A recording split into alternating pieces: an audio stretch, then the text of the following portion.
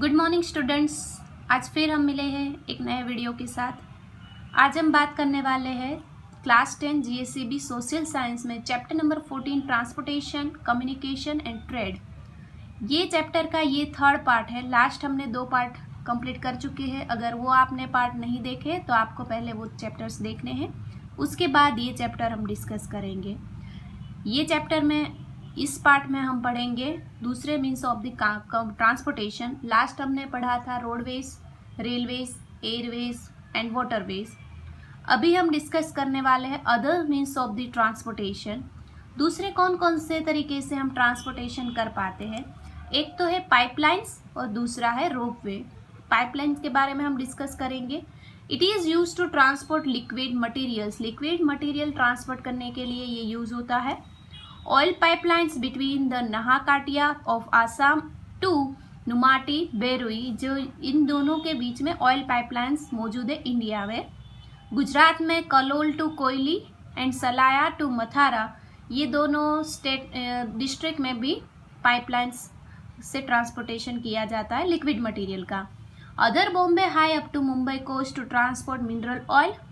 Natural gas in Gujarat, Khambhat, Dhuvaran, Koyali, Ahmedabad, ये सारे city में गुजरात में नेचुरल गैस ट्रांसपोर्ट होता है पाइपलाइन के थ्रू। कुकिंग गैस ट्रांसपोर्ट होता है सूरत में, भरूच में, वडोदरा में, अहमदाबाद में। ये मेजर सिटी में कुकिंग गैस भी ट्रांसपोर्ट किया जाता है पाइपलाइन के थ्रू। तो हमने ऐसा देखा कि पाइपलाइन में नेचुरल गैस और मिनरल ऑयल का ट्रांसपोर्टेशन होता है। उसके बाद अनदर मीन्स ऑफ ट्रांसपोर्टेशन है रोपवेज।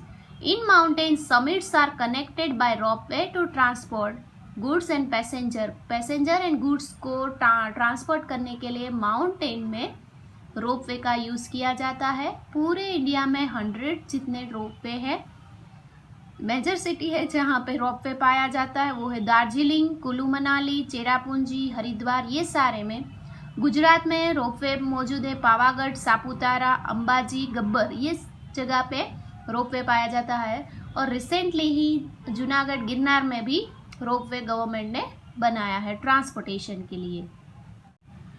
ट्रांसपोर्टेशन के बाद हम बात करेंगे कम्युनिकेशन के बारे में। कम्युनिकेशन यानी क्या होता है। कम्युनिकेशन यानी एक पर्सन से दूसरे पर्सन किस तरह से कम्युनिकेट करता है। कम्युनिकेट यानी बात करना, अपने थॉट्स या तो अपने आइडियाज़ है उनको शेयर करना, उसको हम बोलते हैं कम्युनिकेशन।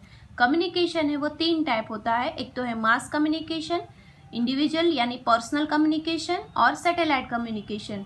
मास कम्युनिकेशन यानी एक पर्सन एक साथ बहुत सारे यानी थाउजेंड ऑफ पीपल के साथ बात कर सकता है, तो अपने आइडिया शेयर कर सकता है, तो उसको हम बोलेंगे mass communication. Person to person अगर कम्युनिकेशन होता है तो हम उसको बोलते हैं इंडिविजुअल या तो पर्सनल कम्युनिकेशन। और सैटेलाइट के थ्रू अगर कम्युनिकेशन होता है तो हम उसको बोलेंगे सैटेलाइट कम्युनिकेशन। मास कम्युनिकेशन में होता है प्रिंट मीडिया थ्रू या तो इलेक्ट्रॉनिक मीडिया थ्रू या तो फिर रेडियो चैनल आती है, प्रसार भारती, आकाशवाणी या तो दूरदर्शन।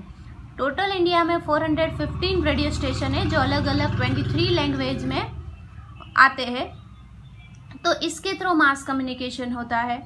उसके बाद है इंडिविजुअल पर्सनल कम्युनिकेशन होता है बाय ईमेल या तो ई कॉमर्स होता है, exchange of money, internet trade में होता है, वो भी वन टाइप ऑफ कम्युनिकेशन ही है। इंटरनेट के थ्रू हो सकता है या तो स्मार्टफोन अभी सब यूज़ करते हैं उनका।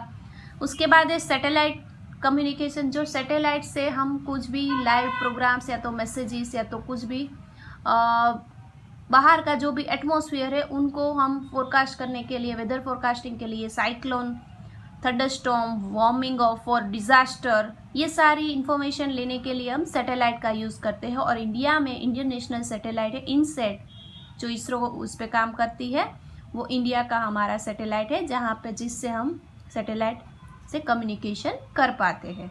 उसके बाद कम्युनिकेशन के बाद हम देखेंगे ट्रेड के बारे में।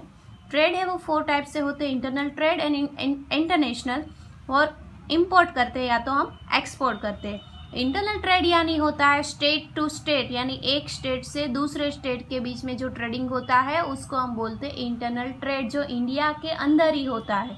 जैसे कि पंजाब है वो वीट का सबसे ज़्यादा प्रोडक्शन करता है, तो पंजाब में से वीट है वो दूसरे स्टेट में जाते हैं, ठीक है, तो उनको हम बोलते हैं इंटरनल ट्रेड। वैसे ही कुछ चीज़ें गुजरात में ज़्यादा होती है तो वो दूसरे स्टेट को देते हैं, कुछ महाराष्ट्र में होती है तो वो दूसरे स्टेट को देते हैं। तो ये स्टेट टू स्टेट जो ट्रेडिंग होता है उसको हम बोलते हैं इंटरनल ट्रेड।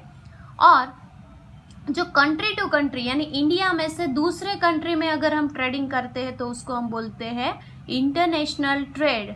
इंटरनेशनल ट्रेड में ऐसा बैलेंस करना है कि ट्रेड का बैलेंस हो, कि हम जितना एक्सपोर्ट करें उतना इंपोर्ट भी करने, मतलब जितना हम इंपोर्ट करते हैं तो हमें इतना एक्सपोर्ट भी करना है, तो ही हमारा ट्रेड बैलेंस रहेगा, वरना जो हमारी करेंसी है वो लो होती। इसीलिए गवर्नमेंट ने उसका एक सॉल्यूशन निकाला है। वो सॉल्यूशन ऐसा है कि एक्सचेंज है वो इंक्रीज करना, या तो मेक इन इंडिया, ऐसा गवर्नमेंट ने प्रोजेक्ट निकाला था।